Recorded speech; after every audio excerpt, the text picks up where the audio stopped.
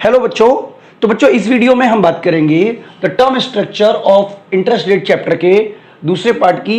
और ये जो टॉपिक है जो हम इस चैप्टर का कवर कर रहे हैं वो है द एक्सपेक्टेशन हाइपोथेसिस। तो बच्चों एक्सपेक्टेशन हाइपोथेसिस पे हम 2 वीडियो बनाने वाले हैं। तो ये फर्स्ट पार्ट है। बच्चों अगर आपको सारी की सारी वीडियो देखनी है इस ये जो मनी बैंकिंग का सिलेबस है दिल्ली यूनिवर्सिटी का, उसके अकॉर्डिंग या और भी किसी सिलेबस के अकॉर्डिंग, तो आप हमारी ऐप डाउनलोड कर लीजिएगा। मैं उम्मीद करता हूं कि आपके सारे के सारे जो टॉपिक्स हैं वो इस ऐप के सारे टॉपिक्स हैं जो भी आप किसी भी कोर्स में हो वो आपको हमारी ऐप में मिल जाएंगे। तो बच्चों इस वीडियो में हम आपसे डिस्कस करेंगे एक्सपेक्टेशन हाइपोथेसिस का। देखिए एक्सपेक्टेशन हाइपोथेसिस का मतलब ये है कि जो इंटरेस्ट रेट है वो कैसे डिटरमाइन होता है। तो ये हाइपोथेसिस ये मान के चलती है कि जो लॉन्ग टर्म का इंटरेस्ट रेट होता है वो एवरेज होता है of the shorter term interest rate, और जो एक्सपेक्ट करते हो आप पूरी की पूरी लाइफ में इन द लॉन्ग टर्म। ठीक है, तो मैं आपको एक एग्जांपल से समझाता हूँ। एग्जांपल से आपको ज़्यादा अच्छे से समझ में आ जाएगा कि मान लीजिए इंटरेस्ट रेट जो करंट चल रहा है, मान लीजिए 4% चल रहा है। ठीक है, और आपको लगता है कि अगले साल का जो इंटरेस्ट रेट रहेगा, यहाँ पे हम EI1 बोल रहे हैं, इसका मतलब हुआ expected interest rate of next year. ठीक है, ये इसको हम 0 बोल देते हैं इंटरेस्ट रेट करंट का, और ये हमारा एक्सपेक्टेड मान लीजिए वो रहेगा 10%। तो जो अगर आप 1 ईयर CD लेते हो या 1 ईयर FD कराते हो तो 1 ईयर पर रेट ऑफ इंटरेस्ट कितना है 4%। लेकिन 2 ईयर का अगर आप खरीदोगे तो आपको जो रेट ऑफ इंटरेस्ट मिलेगा वो मिलेगा 7%। ठीक है, यानी कि दोनों को जोड़कर हम 2 से डिवाइड करके तो हमारा जो आंसर आएगा वो 7% आएगा। इसी तरीके से मान लीजिए आपका करंट इंटरेस्ट रेट 4% है, लेकिन आपको लगता है कि नेक्स्ट ईयर जो रहने वाला है इंटरेस्ट रेट वो रहने वाला है मान लीजिए 4%। तो दोनों को जोड़िए 4 + 4 और 2 से डिवाइड कर दीजिए तो आपका जो 2 ईयर CD रहेगी, यानी कि 2 साल की अगर सर्टिफिकेट ऑफ डिपॉजिट बाय करते हो तो आपको मिलेगा 4%। इसी तरीके से मान लीजिए अगर ये 6% होता है, सपोज कीजिए 6% होता, तो 6 + 4 10 हो गया, 10 को 2 से डिवाइड कर लीजिए तो आपको एवरेज आ जाता 5 का। तो ये जो कंसेप्ट है उसी को हम आपको समझाने वाले हैं पूरा का पूरा। और ये जो डेफिनेशन है वो हम आपको सबसे लास्ट में आपको दोबारा से पढ़ाएंगे, क्या डेफिनेशन वो कहना चाह रहा है, ताकि आपको कंसेप्ट समझ में आ जाए। फिलहाल आप ये समझ लीजिए कि अगर कोई व्यक्ति 1 साल की CD बाय करता है, CDB का मतलब आप चाहे तो बैंक डिपॉजिट मान लीजिए, टर्म डिपॉजिट मान लीजिए, कुछ भी मान लीजिए, फिक्स डिपॉजिट मान लीजिए। अगर कोई व्यक्ति एक साल की CD लेता है तो 4% रेट ऑफ इंटरेस्ट है, और उसको लगता है कि फ्यूचर में जो रेट ऑफ इंटरेस्ट रहेगा वो 10% रहेगा। तो इस केस में जो 2 साल की CD होगी उसका जो रेट ऑफ इंटरेस्ट होगा करंट में वो 7 ईयर होगा। यही मैं आपको समझाने की कोशिश करूंगा। तो बच्चों यहाँ पे मैं आपको कुछ समझाऊं इससे पहले कुछ एजम्पशंस हैं, आप वो एजम्पशंस पहले जरूर समझ लीजिएगा। सबसे पहली एजम्पशन बच्चों हमारी ये है, the short term bonds are, यहाँ पे थोड़ा सा गलत हो गया है, and long term bonds are perfectly substitute. ठीक है,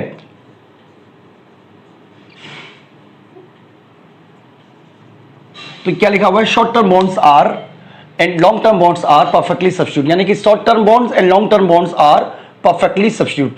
short term bonds and long term bonds are perfectly substitute. इसका मतलब एक व्यक्ति चाहे तो 1 साल की CD खरीदे, ठीक है, 1 साल की CD खरीदे, चाहे वो 2 साल की CD खरीदे, अगर उसके पास 2 साल के लिए पैसे हैं तो वो परफेक्टली सब्स्टिट्यूट है। इसका मतलब व्यक्ति या तो 1 साल की CD कराएगा फिर 1 साल की CD कराएगा, यानी कि 2 साल हो गए, या वो 2 साल की CD इकट्ठी करा ला सकता है। यानी कि इस केस में किसी भी तरीके की प्रेफरेंस नहीं है।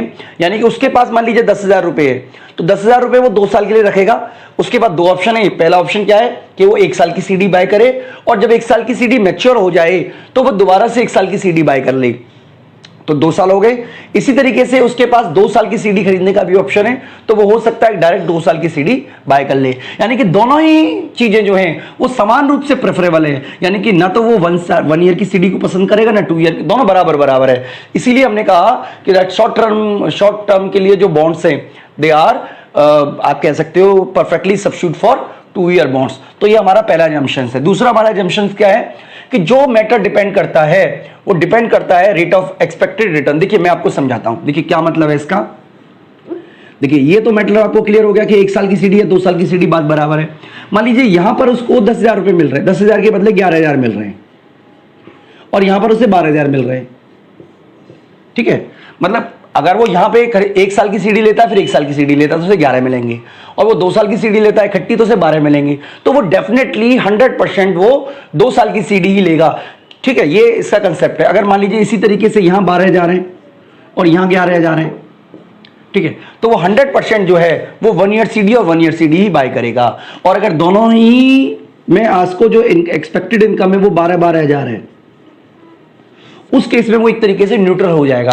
तो यहां पे क्या समझाने की कोशिश की जा रही है बच्चों, दैट ओनली एक्सपेक्टेड रिटर्न, यानी कि जो फ्यूचर में मिलेगा वही इंफ्लुएंस करेगा कि जो व्यक्ति है वो 1 ईयर सीडी बाय करे या 2 ईयर सीडी बाय करे। यानी कि कोई भी इंडिविजुअल 1 ईयर की भी सीडी बाय कर सकता है, 2 ईयर की भी सीडी बाय कर सकता है, कोई फर्क नहीं पड़ता, क्योंकि टाइम के हिसाब से जो 1 ईयर सीडी है या 2 ईयर सीडी है वो परफेक्टली सब्स्टिट्यूट है। लेकिन अगर हम बात करें जो इन्फ्लुएंस करेगा, वो इन्फ्लुएंस करेगा एक्सपेक्टेड रिटर्न ऑन बॉन्ड्स। तो इस बात को आप याद रखिएगा।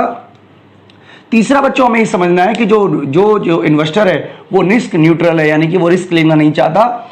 और चौथा हमारा है that transaction cost are zero. इसका मतलब ये हुआ कि वो 1 ईयर सीडी कराए, फिर 1 ईयर सीडी कराए तो उसे बैंक दोबारा नहीं जाना पड़ेगा, ऑटोमेटिकली बैंक उसकी सीडी को रिन्यू कर देगी अगले 1 साल के लिए। यानी कि आपकी जो ट्रांजैक्शन कॉस्ट है it will be zero. Simple सरल भाषा में हम आपको समझा चुके हैं। तो देखिए यहां पे हम आपको समझा रहे हैं implications for the term structure of interest rate. तो हम आपको एक न्यूमेरिकल एग्जांपल के थ्रू समझाने की कोशिश करेंगे बच्चों। सबसे पहले देखिए हम यहां पे मान लेते हैं जो हम एजम्पशंस है या जो न्यूमेरिकल में हम मानेंगे।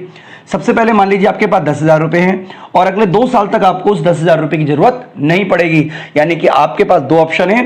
पहला, या तो आप 1 ईयर सीडी बाय करें और ऑटोमेटिकली फिर 1 ईयर सीडी बाय करें, और दूसरा आप 2 साल के लिए इकट्ठी सीडी बाय कर लें। यानी कि हम इस पूरे के पूरे आप कह सकते हैं थ्योरी में ये मान के चल रहे हैं कि आपको अगले 2 साल तक सीडी की जरूरत महसूस नहीं होगी। ठीक है बच्चों, तो ये हमने एक्सपेक्ट कर लिया, मान लिया है।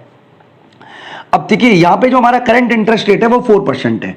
ओके जी बच्चों, तो यहां पर देखिए आपको फ्यूचर में क्या मिलेगा, यानी कि आपको फ्यूचर में कितना रिटर्न मिलेगा ये डिपेंड करता है आपका। देखिए करंट में तो आपको 1,04,000 रुपए, सॉरी 4% है, तो इसका मतलब आपको 4% के हिसाब से अगर आप देखोगे तो आपको 1,04,000 रुपए मिल जाएंगे। यहां तक तो आपको क्लियर हो जाना चाहिए, 1,04,000। लेकिन जब आप 1,04,000 रुपए को दोबारा इन्वेस्ट करोगे तो वो किस रेट पे करोगे ये करंट में तो आपको नहीं पता, क्योंकि इंटरेस्ट रेट होता है फ्यूचर में, ये घटता भी है, ये बढ़ता भी है, कांस्टेंट भी रहता है, कुछ भी हो सकता है ना ये इंटरेस्ट रेट। तो ये सारा का सारा एक्सपेक्टेड है। ठीक है, अगले साल क्या होने वाला है, यानी कि आपका एक्सपेक्टेड इंटरेस्ट रेट। अब चलिए हम मान के चल रहे हैं कि फ्यूचर में एक्सपेक्टेड रेट आपका है 4%, या मान लीजिए कि फ्यूचर में एक्सपेक्टेड इंटरेस्ट रेट जो है आपका 10% है, या मान लीजिए फ्यूचर में आपका एक्सपेक्टेड इंटरेस्ट रेट 2% है। यानी कि फ्यूचर का तो आपको नहीं पता ना भाई, ये तो आपको पता चल गया कि करंट में जो इंटरेस्ट रेट चल रहा है वो 4% चल रहा है, लेकिन फ्यूचर में मान लीजिए 4% ही रहता है। ठीक है, फ्यूचर में मान लीजिए 10% हो जाता है, फ्यूचर में मान लीजिए 2% हो जाता है। तो तीनों ही केसेस में आप जो वैल्यू है वो निकाल सकते हो कि इस केस में अगर मान लीजिए करंट में 4% है और अगले साल भी 4% रहता है, तो 2 साल के बाद आपको जो कंपाउंड इंटरेस्ट के थ्रू, क्योंकि इंटरेस्ट के ऊपर इंटरेस्ट लगेगा ना, आपको 10,816 रुपए मिल जाएंगे। कैसे निकाला है बच्चों हमने इसको, हमने क्या किया है 1.04 मल्टीप्लाई 1.04 को मल्टीप्लाई कर दिया है। यहां पे देखिए गलती से 1,000 लिख गया 10,000 से। ठीक है, तो 10,816 आंसर आ जाएगा। इसी तरीके से अगर हम एक्सपेक्ट कर लेते हैं कि अगले साल जो है वो 10% रहेगा, तो कैसे निकालेंगे, आज का 1 प्लस 0.4 यानी कि 0.04 आएगा, सॉरी यहां भी 0.04, तो 1.0.04 और 1 प्लस इस तरीके से लिखा ना 1.10 हो जाएगा ना। तो जब इन दोनों को मल्टीप्लाई करके 10,000 से मल्टीप्लाई करोगे तो 11,440 रुपए आएंगे। इसी तरीके से अगर बच्चों नेक्स्ट ईयर आपका 2 साल की अगर आप लेते हो, यानी कि अगले साल 2% रहता है एक्सपेक्टेड है, तो आपको टोटल मिलाकर 10,604 रुपए ही मिलेंगे। तो बच्चों ये तो हमारी बात रही कि अगर आप शॉर्ट टर्म की खरीदते हो। ठीक है बच्चों, अगर आप लॉन्ग टर्म की खरीदते हो तो 3 संभावना है। पहली जैसे यहाँ पे देखिए ये इस तरीके से हम निकालेंगे, लॉन्ग टर्म में जो भी हमारा इंटरेस्ट रेट होगा उसको स्क्वायर कर देंगे। जैसे मान लीजिए 6% है, तो 6 कब कैसे निकालेंगे, 6% अगर मैं आपको समझा देता हूं तो ऐसे लिखेंगे 1 प्लस 0.06 को स्क्वायर, और जो भी वैल्यू आएगी उसको 10,000 से मल्टीप्लाई कर देंगे। ठीक है, तो आपका जो रिटर्न है वो आ जाएगा। तो बच्चों देखिए, अगर यहाँ पे ये समझाने की कोशिश की जा रही है, जैसे हमने यहाँ पे समझाया था कि अगर हमारा जो VL है, VL का मतलब लॉन्ग टर्म में जो पैसा मिलेगा 2 साल की CD का, अगर वो ज़्यादा है शॉर्ट टर्म CD से, यानी कि अगर मान लीजिए ये जो VL है, हमने पता नहीं कितना मिलेगा, लेकिन हम नॉर्मल एक बात कह रहे हैं कि अगर VL जो है वो VS से ज़्यादा होगा, यानी कि लॉन्ग टर्म में आपको ज़्यादा पैसा मिलेगा किसके मुकाबले, शॉर्ट टर्म के मुकाबले, तो आप क्या करोगे, आप डेफिनेटली 2 ईयर CD बाय करोगे, एक ही बार में 2 ईयर CD बाय करोगे। भाई मान लीजिए आपका एक्सपेक्टेड है सपोज 4%, तो दो साल बाद आपको 10,000, 814, 16 मिलेंगे, और यहां पर आपको मिल रहे हैं केवल पूरे 11,000, तो डेफिनेटली आप 2 साल की CD खरीद लोगे। इसी तरीके से अगर आपका जो 2 साल का इनकम है वो कम है एज कम्पेयर टू 1 साल, अगर आप 1 साल की CD खरीदते हो फिर 1 साल की CD खरीदते हो, तो यानी कि आपने क्या किया, पहले 1 साल की CD खरीदी, फिर आपने 1 और साल की CD दोबारा से खरीद ली। उस केस में क्या होगा मेरे प्यारे बच्चों, उस केस में आप 1 ईयर CD बाय करोगे, फिर 1 ईयर CD बाय करोगे। लेकिन अगर मान लीजिए दोनों की इनकम बराबर बराबर है, जैसे हमने यहां समझाया था, भाई मान लीजिए आपको शॉर्ट टर्म में आप VS का मतलब आप समझ लीजिए 1 year CD 1 year CD, VL का मतलब आपने इकट्ठी 2 ईयर CD खरीद ली, यानी कि अगर आपको 2 ईयर CD खरीदने में ज्यादा रिटर्न मिल रहा है तो आप 2 ईयर CD खरीदोगे, 2 ईयर CD खरीदने में कम रिटर्न मिल रहा है तो आप 2 ईयर CD कम नहीं खरीदोगे। लेकिन अगर दोनों ही बराबर बराबर है तो आप हो जाओगे परफेक्टली सब्स्टिट्यूट। तो यहां पर यह बताने की कोशिश की जा रही है बच्चों कि ये दोनों ही कंडीशन पॉसिबल नहीं है, क्योंकि इन दोनों कंडीशन में आप, अगर ये कंडीशन है तो सारे के सारे 2 ईयर CD खरीदेंगे, ये कंडीशन है तो सारे के सारे 1 ईयर CD खरीदेंगे। परफेक्टली सब्स्टिट्यूट कब होगा, कब होगा बच्चों परफेक्टली सब्स्टिट्यूट, जब आपका VL जो है वो VS के बराबर हो, यानी कि आप चाहे 1 साल की CD 2 बार खरीदो या 2 साल की CD 1 बार खरीदो, आपको जो रिजल्ट मिलेगा, जो प्रॉफिट मिलेगा, जो जो जो बेनिफिट मिलेगा, वो दोनों ही कंडीशन में बच्चों बराबर बराबर रहना चाहिए। तो कैसे निकालेंगे इसको, इसका भी एक फॉर्मूला है। देखिए क्या किया है हमने, इस वाली वैल्यू को, यानी कि ये जो 2 साल में मिलेगा उसको, VL को VS के बराबर कर दिया है। अब देखिए ये भी 10,000 है, ये भी 10,000, तो ये तो कट जाएगा, तो क्या बचेगा 1 + I² = 1 + 0.4 1 + 0.1, यानी कि हमने इसको एक्सपेक्ट कर लिया है, ये वाले को, ठीक है, इस वाले को मान लिया है।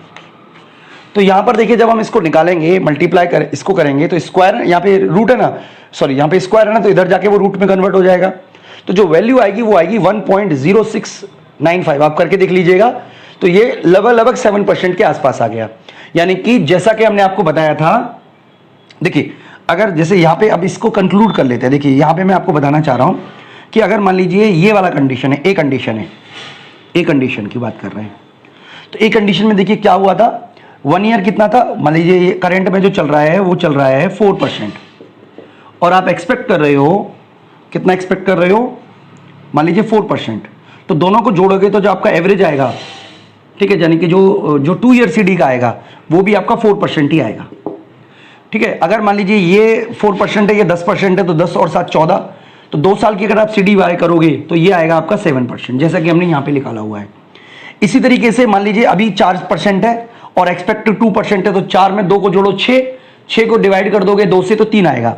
इसका मतलब आप सिंपल समझ लीजिए कि इस केस में क्योंकि परफेक्टली सब्स्टिट्यूट माना है, तो अगर मान लीजिए करंट में 4% है और फ्यूचर में और जो एक्सपेक्टेड है वो 4% है, तो 4 + 4 8 हो गया, 8 को 2 से डिवाइड करोगे तो 4 आ गया। इसी तरीके से यहाँ पे 4% है करंट में, एक्सपेक्टेड 10 है, तो 14 को और डिवाइड बाय तो 7% आ गया। ये 4 है, एक्सपेक्टेड 2 है, तो 6 डिवाइड बाय 2 3% आ गया। अब मैं आपसे पूछ रहा हूं, अगर करंट में 4 है और एक्सपेक्टेड 6 है तो कितना होगा, 4 + 6 10 हो गया, 10 को 2 से डिवाइड करोगे तो 5% आ गया। इसका मतलब बच्चों देखिए 3 तरीके के ग्राफ बन सकते हैं, थोड़ी जगह कम है मैं इसलिए यहां पे ऐसे करके बना रहा हूं, मैं आपको ग्राफ में दिखा दूंगा आपको। अगर आपको लगता है, मैं आपको चलिए थ्योरी डायग्राम नहीं बना रहा हूं, मैं ऐसे ही समझा देता हूं। मान लीजिए आपको लगता है कि करंट में 4% चल रहा है और एक्सपेक्टेड जो है आपको नजर आ रहा होगा, मैं नहीं कम से कम बोर्ड नजर आ रहा होगा, आपका है 6%, तो 2 ईयर CD पे आपको कितना मिलेगा, 2 ईयर CD पे मिलेगा आपको 5%।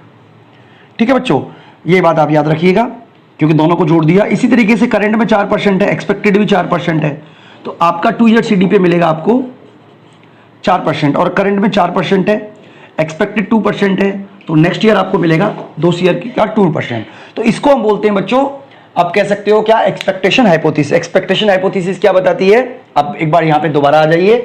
द एक्सपेक्टेशन हाइपोथेसिस क्या बताती है हमें कि लॉन्ग टर्म का जो इंटरेस्ट रेट होगा, लॉन्ग टर्म का जो इंटरेस्ट रेट होगा ये क्या होगा, एवरेज, किसका average, short term interest rate का और जो एक्सपेक्टेड है आपका उसका। यानी कि शॉर्ट टर्म में जो आप में से मान लीजिए 3 साल का है, ठीक है, मान लीजिए करंट में जो इंटरेस्ट रेट है 4% है, आपको लगता है अगले साल जो होगा इंटरेस्ट रेट वो होगा 6%, उसके बाद आपको लगता है अगले साल जो इंटरेस्ट रेट रहेगा वो 8% रहेगा, ठीक है, तीनों को जोड़ दीजिए, या 10% रहेगा मान लीजिए, ये चलिए 8% मान लेते हैं, तो तीनों को जोड़ के 3 से डिवाइड कर लोगे। इसी तरीके से आप 3 साल की जो सीडी होगी उसका जो रेट ऑफ इंटरेस्ट होगा वो 6% होगा। तो ये है बच्चों तरीका। तो देखिए ग्राफ की बात हम कर रहे थे तो एक बार आप ग्राफ भी देख लीजिए। देखिए यहाँ पे हमें 3 ग्राफ बनाए हुए हैं जिसमें हमें बताया हुआ है कि देखिए यहाँ पर हमें ये बताने की कोशिश की जा रही है बच्चों कि 1 साल में आपको कितना मिल रहा है 4%, ठीक है, और 2 साल में कितना मिल रहा है 5%। ये तब पॉसिबल है जब पहले साल में आपका नेक्स्ट ईयर जो एक्सपेक्टेड है वो 6% हो, ठीक है बच्चों। इसी तरीके से 1 ईयर का 4% और नेक्स्ट ईयर में भी 4%, ये तब है जब आपका एक्सपेक्टेड है वो कांस्टेंट रहे, जैसे नीचे लिखा भी है, short term rate expected rise हो। और अगर मान लीजिए आपको लगता है करंट में 4% है लेकिन नेक्स्ट ईयर जो एक्सपेक्टेड है वो 2% रहेगा, यानी कि कम रहेगा, तो 4 और 2, 6 में से 2 को डिवाइड कर देंगे तो 3% आंसर आएगा। तो ये बच्चों हमारा पूरा का पूरा डायग्राम है जो मैं आपको समझाना चाह रहा हूं। यानी कि यहां पर अगर आपका एक्सपेक्टेशन जो है वो बढ़ता है, आपको लगता है कि जैसे करंट में 6% है, ये सॉरी करंट में 4% है, और आपको फ्यूचर में लगता है कि एक्सपेक्टेशन ज्यादा है, तो आपका जो यील्ड कर्व है वो पॉजिटिव शेप ले लेगा। आपको लगता है कि नेक्स्ट ईयर का जो आप कह सकते हो कि जो आपका मैच्योर जो आपका एक्सपेक्टेड रिटर्न है वो कांस्टेंट है, तो यील्ड कर्व कांस्टेंट रहेगा। और आपको फ्यूचर में लगता है कि जो आपका एक्सपेक्टेड रिटर्न है वो फॉल करेगा, तो आपका जो यील्ड कर्व है वो भी फॉल करेगा। तो इस तरीके से बच्चों ये हमारा टॉपिक है। अभी ये टॉपिक कंप्लीट नहीं हुआ है कि इसमें एक और चीज रह गई है, वो है जनरल फॉर्मुलेशन। यानी कि हम इसको अभी तो हमने 2 साल का माना, अगर 3 साल का हो, 4 साल का हो, 5 साल का हो, तो किस तरीके से एक्सपेक्टेड जो है वो काम करता है वो बच्चों हम आपको नेक्स्ट वीडियो में बताएंगे। मैं उम्मीद करता हूं कि आपको ये सारी की सारी वीडियो देखने से कंसेप्ट समझ में आ गया होगा। इस वीडियो बच्चों इतना ही, थैंक यू।